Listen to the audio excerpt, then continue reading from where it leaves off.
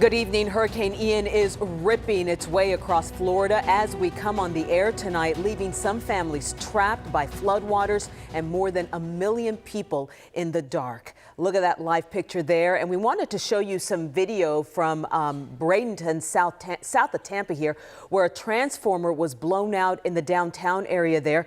Blackout conditions tonight, again, for more than 1 million people across the state. The governor says it is still not safe for emergency crews to try and restore power. Ian hit Florida with 150-mile-per-hour winds, nearly as strong as a Cat 5 and enough to damage even well-built homes. This video was taken just in the past couple hours in Fort Myers, very close to where that storm made landfall. We, of course, have team coverage from all angles. Ariel Placencia is tracking flights and storm impact from the newsroom, and reporter Sydney Persing, who just moved here from Fort Myers, is keeping in touch with people riding out this storm. Yeah, but we got to start with Chief Meteorologist Pete Delkus with a look at what's happening right now. So we just saw Fort Myers. I think everybody knows where Fort Myers is, southwestern Florida. Landfall was a little after 2 o'clock today on one of the barrier islands due west of downtown Fort Myers. So let me show you this and show you just exactly where it is. Cayo Costa, that was a landfall today, 2:05 this afternoon. Made landfall as a Category 4. Winds were near 150 miles per hour. At one point, there were some wind gusts that were near 190 miles per hour with this system. The strongest hurricane to hit the continental U.S. since Ida last year, and the strongest hurricane to hit Florida since Michael back in 2018. Michael was a Category 5. Remember that? Michael made landfall up in the panhandle of Florida. Right now, there's Fort Myers. That's the island I'm talking about, one of the barrier islands out there. It's a state park, actually. And then we look at where it is. It's been downgraded just a tad. Winds were 130. Now it's a Category 3, winds of 125. But look at the gusts. Still up to 180 miles an hour, moving north-northeast at 8 miles an hour. The problem right now is that forward speed, it's slowed down. It did have a forward speed of 10 miles per hour. Now it's 8. It'll be around Haines City, which is south of Orlando and Disney. That's a late tonight. It'll pass just to the center of the circulation. Will pass just to the east of Orlando, head up toward Daytona Beach, offshore, over the Gulf or over the Gulf Stream, and then makes landfall just north of Savannah in South Carolina as we head over the next couple of days, and then it continues to dump a lot of rain as it moves through the Carolinas. But from Tampa down to Marco Island, we're looking at hurricane warnings in effect. We also have hurricane warnings over on the east coast of Florida as well, and those tropical storm force warnings extend all the way up into the Carolinas. Look at the rainfall that we're looking at here.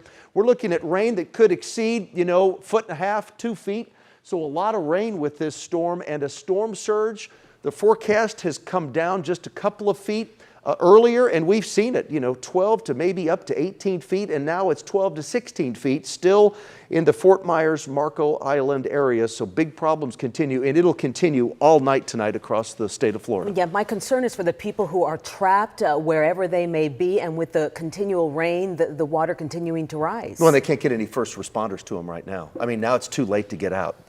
It's unfortunate. It happens every single year with hurricanes, and it's happening again. And we haven't even seen the worst of it. I was talking to my wife earlier. She goes, well, it doesn't look that bad. I'm like, give it a few more hours. Now, the sun, of course, is going to set, but what we see tomorrow will really tell the story. Once the sun comes up and we can see, now that the hurricane has moved away, then we'll really see the problems. Yeah, there have been some tremendous impacts here. In fact, some of the airports in Florida started shutting down 2 days ago, well in advance of the storm. Ariel Placencia is in our newsroom with a look at how Ian continues to impact air travel. Yeah, thanks so much, Chris. And if you follow me over to the map here, just as you mentioned, a lot of those airports on the west coast of Florida completely shut down, even some inland. You will see no flights in and out right here. And that's because this is exactly what we're dealing with. Live look at through our earth cams over here. And let's start with a live look at Hillsborough Beach in Florida. We're just north of Miami, and look at that tree on the left side of your screen just whipping wildly in the wind there. And then to Port Charlotte, now we're just north of Fort Myers on the Gulf side. Look at this camera. I mean, those trees clinging on for dear life. The camera itself is shaking. And then a quick look at Naples here. Watch that water just crashing over the pier. Thankfully, nobody out there right now taking a look at conditions. No traffic on the pier. Also, no traffic on the highways. This is I-75 right there in Florida. And that's because, remember, there are a handful of mandatory evacuations. That's going to be all these counties in red here. Speaking of that, my colleague Sydney Persing. Sydney, I know you used to live in this area. You've been talking to some people who live there. What are you hearing from them? Well, I have been communicating now for hours with my former colleagues, former viewers over there in Fort Myers, and former friends of mine. Their power is out, their cars are underwater, animals are stranded. I gotta tell you, the people there, they are really scared, they are really sad. They know this is bad, not just on one street or in one city, but this is bad all over Southwest Florida. I want to show you pictures now from downtown Fort Myers that a local business owner there sent me. Now, this is an area you haven't seen too many videos of, probably because it's not near the beach, so you don't see those big waves. But I want you to look at this because this is the heart of Fort Myers. The city has worked for years to build up this area, build up these businesses. The streets are now underwater and the water continues to rise. Gina Sabiston, she lives not far away. She's a local college administrator. She called me about noon our time. She was hiding in her closet alone well before Ian made landfall. Here's what she told me. I have a great concern for my father. He is 93 years old and lives further up the river. You know, when he calls and says, hey, they're saying that I'm going to get this huge storm surge. And so I'm on the phone and trying to calm him down a little bit. And I do want to mention, right after that interview, Gina texted me. She said, I am so scared. I can hear big things hitting my house. That was just a couple of hours after that interview.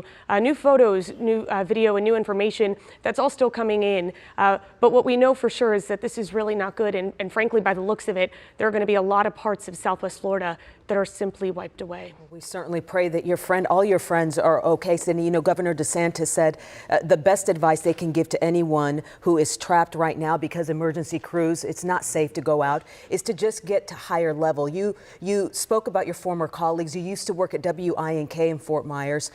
You said some of them are trapped at the station.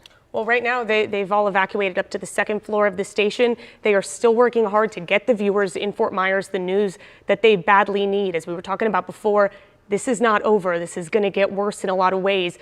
So they are up on the second floor. At last check, they were not able to broadcast the news on air, so they've been using the radio.